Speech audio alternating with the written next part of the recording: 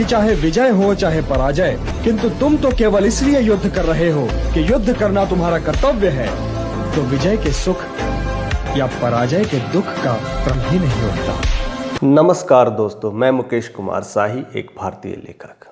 आज हम बात करने वाले हैं कि संस्कार हम क्यों छोड़ रहे हैं। संस्कार हमें छोड़ रही है या रियली में हम संस्कार को छोड़ रहे हैं, इसके पीछे क्या गतिविधि आ रही होगी।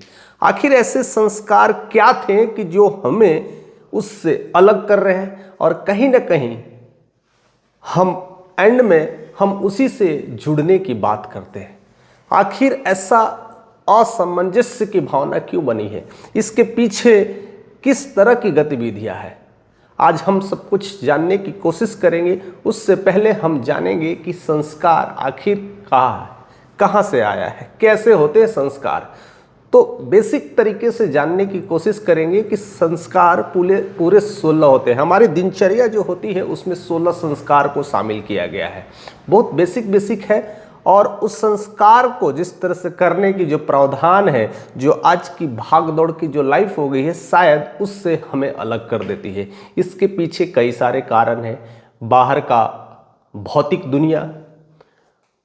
की भौतिक दुनिया में हमें अंदर की जो चाहत बन रही है उसको लेकर करके ये सारे प्रॉब्लम्स हो रहे हैं। दूसरी सबसे जो प्रॉब्लम्स निकल के आ रही है वो है अर्थ की प्रॉब्लम्स। अर्थ के मतलब होता है कि पैसे की प्रॉब्लम। अगर सिंपल भाषा में कहें तो पैसे की कमी, पैसे की दौड़ ने आज हम अपने ही संस्कारों को हमसे अलग कर दिया है। तो एक एक कर जानने की कोशिश करते हैं, लेकिन इस सारी एक एक टॉपिक आपके लिए या हमारे लिए बहुत ही ज़्यादा महत्वपूर्ण है। हम चाहते वही है लेकिन होता नहीं है। उसके पीछे हम बाद में कारण भी समझेंगे, लेकिन एक एक टॉपिक को समझते हैं कि क्या है संस्कार।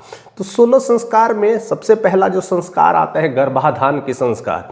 गर्भाधान के लिए होता है कि गर्भ को कैसे तैयार किया जाए, कैसे एक बच्चा जन्म लेने से पहले गर्भधारण की प्रक्रिया होती है, जो कि आज हम इससे वंचित हैं और आज हम इससे परे हैं, जो हमें पता ही नहीं होता है। हम किस तरह के रिलेशंस में आ जाते हैं और बच्चे या कह सकते हैं गर्भधारण हो जाता है।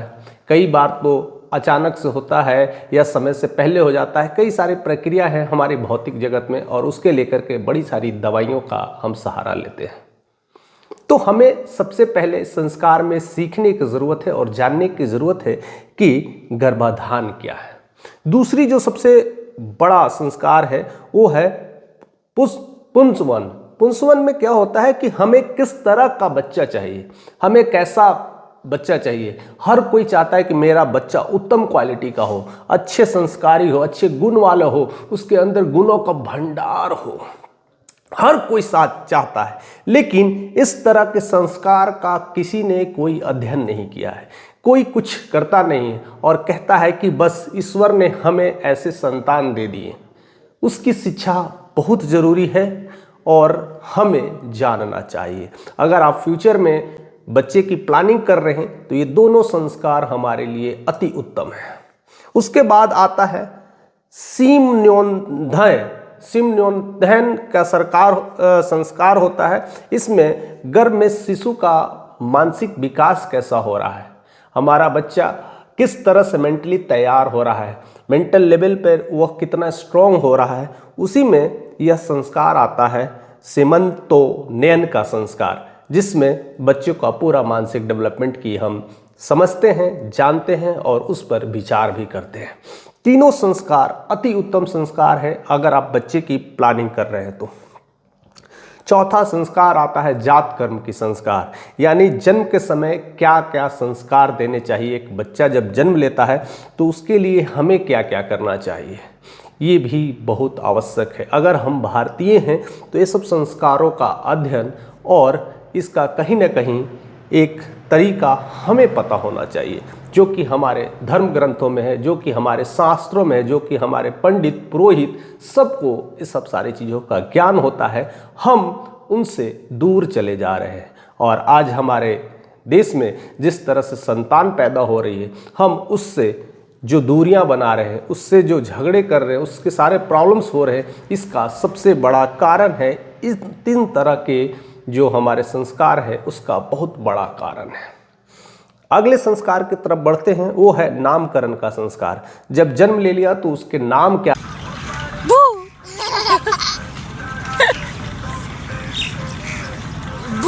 रखे जाएंगे। नाम का भी बड़ा रोल होता है। हमारे दादाजी कह सकते हैं या हमारे नाना कह सकते हैं, हमारे फूफा लोग होते, यह बात ज़रूर कहते थे कि बच्चों का नाम भगवान के नाम पे लिया जाता है, ईश्वर के नाम पे लिया जाता है, जिससे ईश्वर की हमारे अंदर इबादत हो। इसलिए पहले के नामों में देखा जाए तो राम, श्याम, इस तरह की चीज़ें ज़्यादा हुआ करती थी, और इसीलिए शायद नामकरण की भी हमारे अंदर वो संस्कार बनी हुई है। जो नेक्स्ट प्रक्रिया है उसके बाद है निष्क्रमण। यानी निष्क्रमण ऐसा होता है कि जब बच्चा घर से जब पहली बार बाहर निकलता है, जब घर में सारे कुछ हो जाते हैं, नाम हो जाते हैं, तब वो घर से बाहर निकलता है, यानी दूसरों के घर जाना चाहता है, या दूसरे के घर हम जाते हैं तो बच्चों को ले करके जाते हैं। तो वह भी एक प्रक्रिया है कि उसे किस तरह से ले जाया जाना है, उन्हें किस तरह से देना है, पहले किन के हाथों में जाना है, बुआ के हाथ में जाएंगे या किन किन सारे ये संस्कार में ये सब सारी प्रक्रियाएँ शामिल होती है। उसके बाद होता है अन्नप्राशन। अन्नप्राशन में क्या होता है? अन्नप्राशन में होता है कि पहली बार बच्चा माँ का दूध तो लेता ही है, उसके बाद होता है कि वह अन्न क्या लेगा। हालांकि ये संस्कार आज भी हमारे भारतीयों में जीवित है। आज भी बच्चों की जो पहली अन्न की प्रक्रिया होती है, उस दिन माँ बहुत सारे खानों के साथ बैठती है, जूठन करती है और बच्चों को भी मुंह जूठा कराई जाती है। इसके लेकर करके आज संस्कार भी बने हुए हैं। एक अच्छा खासा बड़ा प्रोग्राम भी होता है, एक अच्छा खासा पूरे तरीके से उनके सारे चीज़ें की जाती है। उसके बाद आता है चूड़ाकर्म। चूड़ाकर्म का होता है कि उसके बाद पहला मुंडन जो होते हैं, बच्चों के लिए मुंडन करना बहुत ज़रूरी है। तो पहला मुंडन होता है, उसके प्रति भी कई सारे संस्कार के तथ्य जुड़े हुए, कई सारे तार जुड़े हुए हैं। ये सब सारी चीज़ हो जाने के बाद तब आता है बच्चों का शिक्षा क्रम का विभाग, या कहते हैं विद्यारंभ का संस्कार आता है। अब उन्हें शिक्षा देने का संस्कार आता है, अब उसकी शिक्षा पर काम करना चाहिए। ये सब मैं एक एक टॉपिक जो बता रहा हूँ, इस एक एक टॉपिक में एक एक सब्जेक्ट छिपे हुए हैं, क्योंकि जब शिक्षा कर्म लेंगे तो उसकी आयु कितनी होनी चाहिए, किस वर्ष तक शिक्षा लेना है, शिक्षा में क्या क्या तैयारियां करना है, उसके पीछे एक बहुत बड़ा संस्कार छिपा है, एक बहुत बड़ी कहानी छिपी हुई है, जो कि हम आए दिन हर एक एक संस्कार पर एक एक वीडियोस हम बताएंगे, और उसके पीछे क्या आयु होनी चाहिए, किस तरह की शिक्षाप्रद होनी चाहिए, वो सब सारे चीज़ों को लेकर करके हम आप तक रखने की कोशिश करेंगे। नेक्स्ट आता है कर्णवेद। कर्णवेद का मतलब होता है कान छेदाने की भी प्रक्रिया होती है, जिससे कान उपनयन भी कह सकते हैं, इसमें कान छेदे जाते हैं, और उनके सारे बहुत सारे जो गुण हैं, लड़कियां हैं, कहीं कहीं तो लड़कों को भी प्रक्रिया है। तो इस प्रक्रिया के पीछे की वजह क्या है, या यह जो कर्ण छेद, जो कर्णभेद कह सकते हैं, यह पुरुषों में प्रक्रिया है कि महिलाओं में प्रक्रिया है, बच्चों में, बच्चियां में, यह क्या है, क्यों किए जाते हैं, कब से आरंभ हुए हैं, इसके पीछे का भी संस्कार को हम जानेंगे, समझेंगे। उसके बाद आता है यज्ञोपवित्र आता है। यज्ञोपवित्र में होता है एक सर्टेन उम्र के बाद उपनयन संस्कार होते हैं, उसको जनेऊ धारण किया जाता है, बच्चे को जनेऊ पहनाया जाता है, यानी पूरी तरह से उसके पुरुषास्त्र की उस पर सारी बुनियादी ढांचा टिकी होती है, या कहते हैं कि ब्रह्मचर्य की सारी शक्तियाँ उनके अंदर प्रवाहित की जाती है। आज बहुत सारे जो गुरु हैं ब्रह्मचर्य की बातें करते हैं, आजकल बच्चों में वो सारा खत्म हो चुका है। आज एक सर्टेन उम्र के बाद उनके अंदर ब्रह्मचर्य की शक्ति ही खत्म हो जाती है, और बच्चा वही आगे जाकर के नपुंसक हो जाता है। तो उसके भी कई सारे शिक्षाक्रम है, उसके कई सारे प्रावधान भी हैं। उसके बाद आता है वेदारंभ। हम अपने वेदों को जानें, हम अपने संस्कृति को जानें, हम अपने कल्चर्स को जानें, हम अपने शास्त्रों को अध्ययन करें। वो सारी चीज़ों को समझने के बाद हमें पता चलता है कि हमें किस तरह के कार्यान्वयन करना चाहिए, किस तरह के विभाग में हमें काम करना चाहिए, हमारी इच्छा क्या है, हम किस तरह के बिजनेस मॉडल को तैयार करें, हम क्या कर सकते हैं, हम अपने अर्थोपार्जन के लिए, अपनी धन संपत्ति के लिए किस तरह का काम करें। तो यह ज़रूर है वेदोरंभ का संस्कार होना। उसके बाद होता है केशतांत यानी पूरी शिक्षा हो जाने बाद केश को दान करना, यानी पूरी जब शिक्षा ले ली, सारे कुछ ग्रहण हो गए, तो अपने केश को दान कर रहे और अब आप वहाँ से सारी चीज़ों का शुरुआत करें। उसके पीछे भी कई सारी वजह है, कई सारी टिप्पणियाँ हैं, कई सारे कारण हैं। उसके बाद आता है समावर्तन। समावर्तन होता है कि शिक्षा पूरी कर लेने के बाद अब आपको क्या करना चाहिए। अब आपको विदेश जाना है कि आपको घर जाना है कि बाहर जाना है, क्या करना चाहिए। जब हम शिक्षा ले लिए तब हमारी सोच क्या होना चाहिए। घर लौटने की जो प्रक्रिया है इस पर पूरा संस्कार है। आप शिक्षा ले लीजिए, क्योंकि जो पहले जो शिक्षा हुआ करती थी वो घर से बाहर ही हुआ करती थी। लोग घर में शिक्षा नहीं लेते थे, वो गुरुकुल की प्रथा थी, बच्चे वहीं रहते थे, वहीं शिक्षाप्रद होते थे। जब उनकी शिक्षा पूरी हो जाती थी तो वो घर आते थे, तो घर पर वो क्या संस्कार होते थे, उस पर किस तरह से विचार विमर्श किया जाते थे, कैसे काम हो, उसके लिए वह पूरा संस्कार तैयार किया गया। उसके बाद आता है विवाह की प्रक्रिया। अब उसकी उम्र के हिसाब से इतनी उम्र हो जाती है, अब उसके विवाह के सूत्रों में बंधना होता है, यानी पूरी तरह से गृहस्थ जीवन में आता है। और ये सब सारा गृहस्थ का खेल है जो कि पूरी कई वर्षों तक चलते रहता है। उसके गृहस्थ में आपके परिवार को देखना, अपने फिर से बच्चों को वही सारे संस्कार को दोहराना जो आपके साथ हुआ है। जिस तरह से, जिस प्रक्रिया से आप गुजरे हैं, वही प्रक्रिया से अब अपने बच्चों को सारे संस्कार दें। वो सारे कार्यक्रम उसके सिलसिले में शामिल हो जाता है। और उसी गृहस्थ जीवन में आप कैसे एक साथ रहना है, एक दाम्पत्य को रहना है, कैसे धन को अर्जित करना है, कैसे लोगों के साथ रहना है, कैसे कुटुंब के साथ रहना है, कैसे परिवार के साथ रहना है, एक पूरा बड़ा संस्कार है विवाह संस्कार। और हर किसी को इस संस्कार के बारे में अध्ययन करना चाहिए। जो आजकल का ट्रेंड बिल्कुल ही अलग हो गया। आजकल लोग कोर्ट मैरिज कर ले रहे हैं, या तो ऐसे ही लड़की को भगा कर लेके चले जा रहे हैं। कई सारी चीज़ें हैं जो आज हमें जानने की ज़रूरत है। इसके पीछे कई सारी कहानियाँ छुपी है, क्योंकि यह अपने आप में एक बड़ा विषय बन चुका है और लोग इसके पीछे अलग अलग धारणाएं बना रहे हैं। इसके पीछे बहुत सारी धारणाओं का कारण भी होगा। और अंत में जो हमारे संस्कार हैं उन्हें अंत्येष्टि कहते हैं, यानी मृत्यु के बाद का अंतिम संस्कार। जब आपकी मृत्यु हो जाती है उसे अंत्य ही, या कह सकते हैं अंत्येष्टि कहते हैं। जो अब आपकी जब मृत्यु हो जाती है, जब आपका अंत काल आ जाता है, तब भी एक संस्कार अपनाया जाता है, जो कि आज भी गाँव में वो प्रथा जीवित है। आज भी गांव घर में वो सारी प्रथा, हर भारतीयों में वो सारी प्रथा किसी न किसी रूप से की ही जाती है। तो उसके पीछे का संस्कार क्या है, क्या क्या कार्य करने चाहिए, किस तरह का प्रावधान करने चाहिए, ये पूरी तरीके से होनी चाहिए। यानी हमारे जन्म से लेकर के हमारे मृत्यु तक के सारे संस्कार हमें पता होना चाहिए।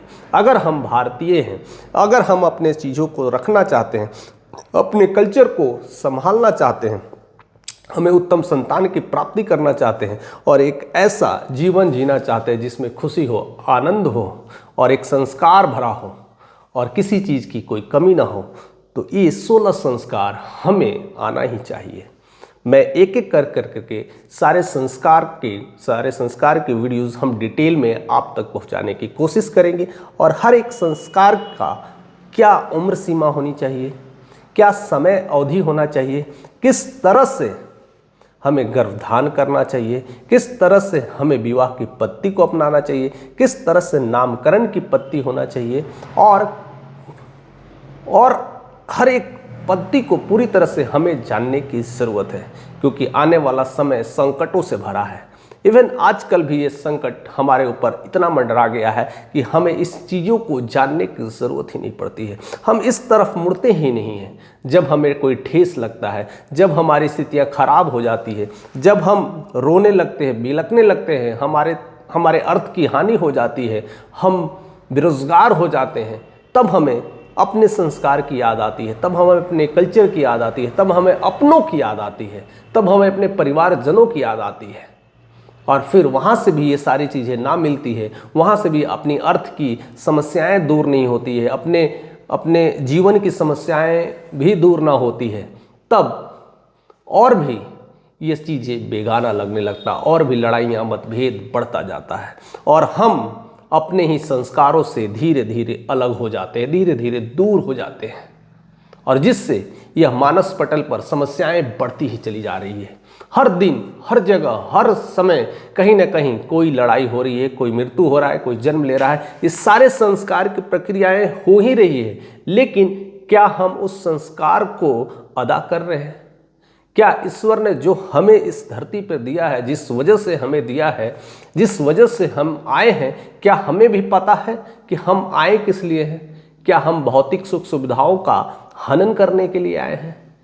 क्या हम भौतिक सुख सुविधाओं से परे हैं? कई सारे लोग कई तत्वों को मानते हैं, बस हमें जानने की ज़रूरत है। जैसे जैसे हमारे अंदर वो सारे संस्कार डेवलप होंगे, जैसे जैसे हम जान जाएंगे, तो सारी प्रक्रिया ऑटोमेटिक हमारे अंदर आती ही जाएगी। अदरवाइज कितना भी कोशिश कर ले, एक दूसरे की बुराई करते ही रहेंगे, एक दूसरे की निंदा करते रहेंगे, एक दूसरे को हम गाली गलौज भी आजकल के डेट में कर रहे हैं, शादियां भी अपनी मर्जी से कर रहे हैं। उसके पीछे कई सारे कारण, कई सारे रीज़न, कई सारे तथ्य हैं, क्योंकि हमारे अंदर वो सारे संस्कार धूमिल हो गए हैं। हमने अपने जन्म से लेकर के मृत्यु के जो कुछ क्षण होते हैं, वहाँ तक हमने आज तक वो संस्कार नहीं देखे हैं, वो संस्कारों से नहीं गुजरा है, तो हमें यह पता ही नहीं चलता है कि यह क्या हो रहा है हमारे साथ।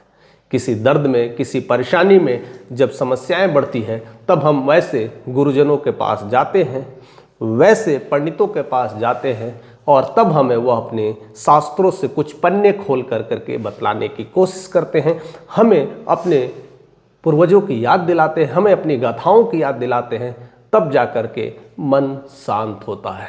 लेकिन अगर ये सारी प्रक्रियाओं को, सारे 16 संस्कार को सब अपने अंदर अगर ढालने लगे, तो एक अलग ही परिवार होगा, एक अलग ही समाज होगा, एक अलग ही भारत होगा। तो क्यों ना इस प्रथा को हम फिर से शुरू करें। स्वामी विवेकानंद ने बहुत सारे कोशिश किए हैं, उनके कई सारे आश्रम हैं जो कि गर्भ संस्कार को लेकर के बातें की जाती है और उसमें हजारों नहीं लाखों लोग उस समय दंपति आते हैं, उस चीज़ों को समझने की कोशिश करते हैं और उस पर विचार विमर्श भी करते हैं, क्योंकि आने वाला संतान उत्तम हो और उनके साथ रहे और किसी तरह का कोई अवधान और प्रधान न हो। तो हमें इसकी ज़रूरत है, हमें इसकी जानने की ज़रूरत है। तो जितने भी लोग इंटरेस्टेड हैं, जितने भी लोग इच्छा रखते हैं कि सारी चीज़ों को जानें, तो हमारे साथ जुड़िए, ज़्यादा से ज़्यादा वैसे लोगों को जोड़िए जो कि कहीं ना कहीं इस तरह के विचार रखते हैं, इस तरह के विचारों से गुजरे हैं, या तो कहीं ना कहीं अभी भी उनके अंदर वो संस्कार जानने की इच्छा है या फिर ज़रूरी है। तो उनके साथ भी आप शेयर करते रहिए, ऐसे बने रहिए, प्यार देते रहिए, हम आप तक ऐसे वीडियोस पहुंचाते रहेंगे।